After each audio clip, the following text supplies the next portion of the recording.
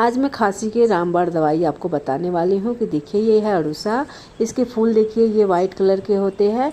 ये खांसी की रामबाण दवाई है। इसे धो के अच्छे से पीस ले। इसमें दो